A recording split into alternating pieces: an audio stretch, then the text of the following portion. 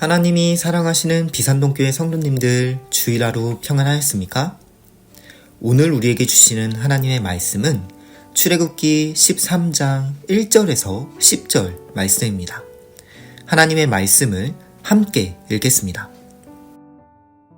여호와께서 모세에게 일러 이르시되 이스라엘 자손 중에서 사람이나 짐승을 막론하고 태에서 처음 난 모든 것은 다 거룩히 구별하여 내게 돌리라. 이는 내 것이니라 하시니라. 모세가 백성에게 이르되 너희는 애굽 곧 종되었던 집에서 나온 그날을 기념하여 유교병을 먹지 말라. 여호와께서 그 손의 권능으로 너희를 그곳에서 인도해 내셨음이니라. 아비벌 이단에 너희가 나왔으니 여호와께서 너를 인도하여 가나안 사람과 헷 사람과 아모리 사람과 히위 사람과 여부스 사람의 땅 곧 내게 주시려고 내 조상들에게 맹세하신 바 젖과 꿀이 흐르는 땅에 이르게 하시거든 너는 이달에 이 예식을 지켜 이래 동안 묵을병을 먹고 일곱째 날에는 여호와께 절기를 지키라. 이래 동안에는 묵을병을 먹고 유교병을 내게 보이지 아니하게 하며 내 땅에서 누룩을 내게 보이지 아니하게 하라. 너는 그날에 내 아들에게 보여 이르기를 이 예식은 내가 애굽에서 나올 때에 여호와께서 나를 위하여 행하신 일로 말미암음이라 하고 이것이 내 손의 기호와 내 미간의 표를 삼고 여호와의 율법이 내 입에 있게 하라. 이는 여호와께서 강하신 손으로 너를 애굽에서 인도하여 내셨음이니 해마다 이 절기가 되면 이 규례를 지킬지니라. 아멘. 기도하겠습니다. 살아계신 하나님, 오늘도 말씀을 통해 저희에게 하나님의 구원과 은혜를 기억나게 하시니 감사를 드립니다. 주님께서 출애굽을 인도하시고 백성들에게 절기를 통해 구원을 기억하게 하신 것처럼 우리 또한 날마다 주님의 놀라운 구원의 은혜를 기억할 수 있는 더 큰 믿음을 허락하여 주옵소서. 예수님의 이름으로 기도드립니다. 아멘.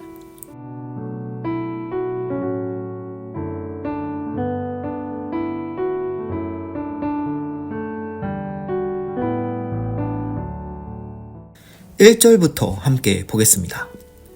여호와께서 모세에게 일러 이르시되 2절 이스라엘 자손 중에서 사람이나 짐승을 막론하고 태에서 처음 난 모든 것은 다 거룩히 구별하여 내게 돌리라. 이는 내 것이니라 하시니라. 아멘. 하나님께서는 이스라엘 백성들에게 처음 난 것은 다 내 것이다. 사람이나 짐승을 막론하고 태에서 처음 난 것은 모두 내 것이니 나에게 바쳐야 한다라고 명령하십니다. 이어지는 3절부터는 무교절에 관한 말씀이 나오지만 다시 출애굽기 13장의 중반부인 11절부터는 처음 난 것을 구별하라는 말씀이 반복됩니다. 즉, 첫 것을 하나님께 구별하여 드려야 한다는 점이 강조되고 있습니다. 그런데 처음 난 수컷 짐승은 제물로 하나님께 드릴 수 있지만 사람은 제물로 바칠 수가 없습니다. 그러면 사람의 경우 어떻게 하나님께 구별하여 드려야 할까요?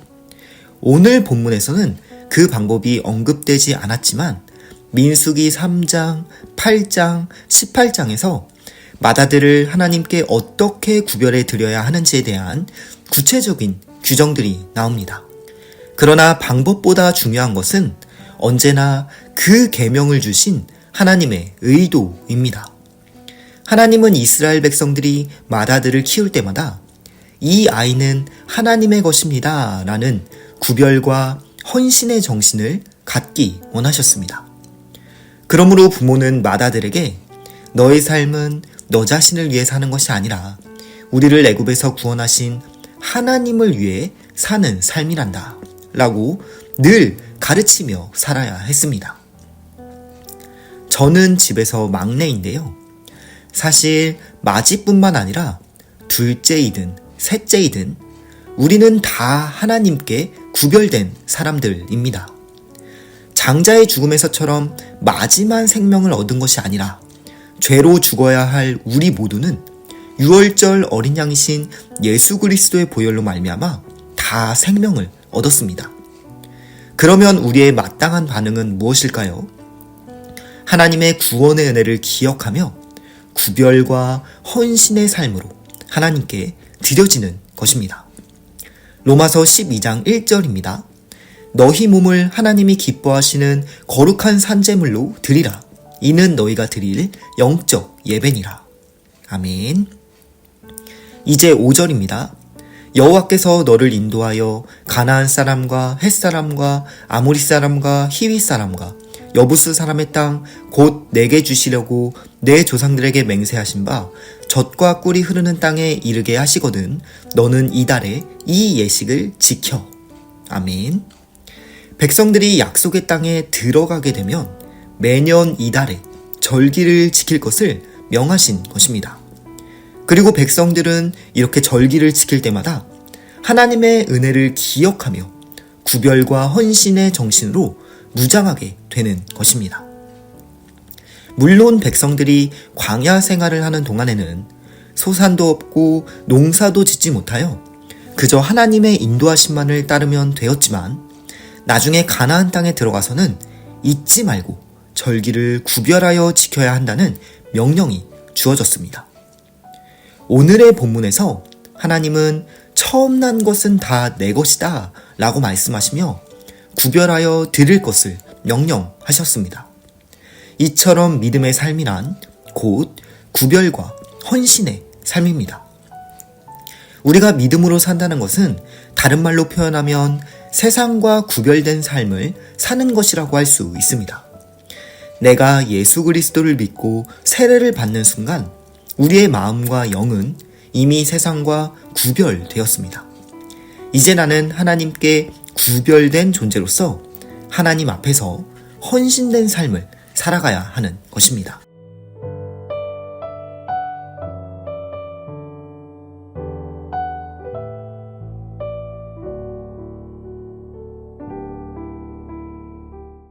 이제 3절부터는 무교절에 관한 말씀이 나옵니다. 무교절은 이미 앞서 설명되었지만 오늘 본문에서 다시 한번 반복됩니다. 3절입니다. 모세가 백성에게 이르되 너희는 애굽 곧 종되었던 집에서 나온 그날을 기념하여 유교병을 먹지 말라. 여호와께서 그 손의 권능으로 너희를 그곳에서 인도해 내셨음이니라. 아멘. 여기서 유교병은 누룩을 넣어 만든 빵을 의미합니다. 그러나 앞서 보았듯이 이스라엘 백성들은 애굽에서 급히 떠나느라 누룩을 넣어 빵을 구울 시간이 없었습니다. 그래서 무교병, 즉 효모 이스트를 넣지 않은 빵을 먹을 수밖에 없었습니다. 오늘 무교절 규례는 당시 긴박했던 출애굽 사건을 기억하기 위해서 7일 동안 유교병을 먹지 않고 무교병만 먹을 것을 명령하십니다. 그것이 6절과 7절에 구체적으로 기록되어 있습니다. 그런데 당연히 무교병은 맛없고 딱딱합니다. 7일 동안 계속 이것을 먹다 보면 자녀들은 반찬 투정을 할 것입니다. 아빠, 왜 우리는 이렇게 맛없는 무교병만 먹어요? 그때 부모는 말합니다. 그건 말이다. 우리가 과거 애굽에서 종으로 있었을 때 하나님이 우리를 구원하셨는데 우리가 너무 급하게 나오느라 효모 이스트를 넣을 시간도 없었단다. 이처럼 부모는 자연스럽게 밥상에서부터 출애굽 사건을 자녀들에게 가르칠 수 있었습니다. 6절에서는 이래 동안 무교병을 먹고 7째 날에는 여호와께 절기를 지키라 라고 말씀하십니다. 무교절은 7일 동안 지키는데 무교절의 마지막 날인 7째 날은 또한 특별히 구별하라는 것입니다. 즉 무교절의 안식일과도 같습니다. 실제로 무교절은 첫날과 마지막 날에 무교절 중에서도 또 한 번 구별하여서 이날은 아무런 노동을 하지 않고 여호와께 거룩한 성일로 구별하여 지켜야 했습니다. 이러한 모든 규례들은 단순한 의식이 아니라 하나님의 신앙교육의 의도가 담겨 있습니다. 8절입니다. 너는 그날에 내 아들에게 이르기를 이 예식은 내가 애굽에서 나올 때 여호와께서 나를 위하여 행하신 일로 말미암음이라 하라. 아멘. 9절에서도 말씀합니다. 이것을 너의 손에 기호와 너의 미간의 표로 삼고 여호와의 율법이 너의 입에 있게 하라. 이는 여호와께서 강하신 손으로 너를 애굽에서 인도하여 내셨습니다. 아멘. 여기서 미간의 표라는 단어에는 기억하게 한다는 의미가 담겨 있습니다. 즉, 출애굽 사건을 다음 세대들에게 시청각적으로 가르쳐 기억나게 하라는 것입니다. 마지막으로 10절입니다. 해마다 절기가 되면 이 규례를 지킬지니라. 아멘. 하나님께서는 이처럼 백성들이 매년 절기를 지킴으로써 하나님의 놀라운 구원의 역사와 은혜를 기억하고 자녀들에게 전수해 주기를 원하셨습니다. 이것은 오늘날 우리에게도 동일합니다. 하나님은 우리가 삶 속에서 하나님의 은혜를 기억하고 신앙을 다음 세대에게 전수해 주기를 원하십니다. 그런데 이를 위해서는 우리가 단순히 절기만 지키는 것이 아니라 우리는 먼저 신령과 진정의 예배자로 구별되어야 합니다. 또한 하나님의 말씀 앞에 헌신자가 되어야 합니다. 이처럼 구별과 헌신의 정신으로 살아가는 우리가 지키는 모든 예식은 단순한 절기나 형식을 넘어서 다음 세대에게 믿음이 전달되어지는 중요한 신앙교육의 통로인 것입니다.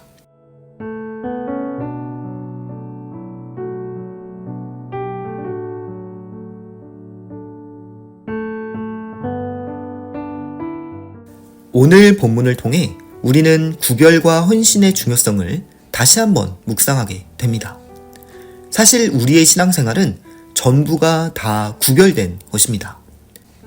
우리가 드리는 예배는 구별된 시간과 장소에서 드려집니다. 예배의 시간이 따로 정해져 있듯이 우리는 그 시간을 하나님께 구별하여 드린 것입니다. 물론 요즘은 온라인 예배도 많이 드리지만 그 시간과 장소 역시도 하나님께 구별되어 드려진 것입니다. 우리가 드리는 헌금도 마찬가지입니다. 헌금은 우리의 물질을 구별하여 하나님께 드리는 헌신의 행위입니다. 특별히 11조는 오늘 본문에서 말하는 대표적인 구별과 헌신의 예입니다. 우리는 소득의 10분의 1을 구별하여 하나님께 드림으로써 모든 재물의 주인이 하나님이심을 고백하여 드립니다.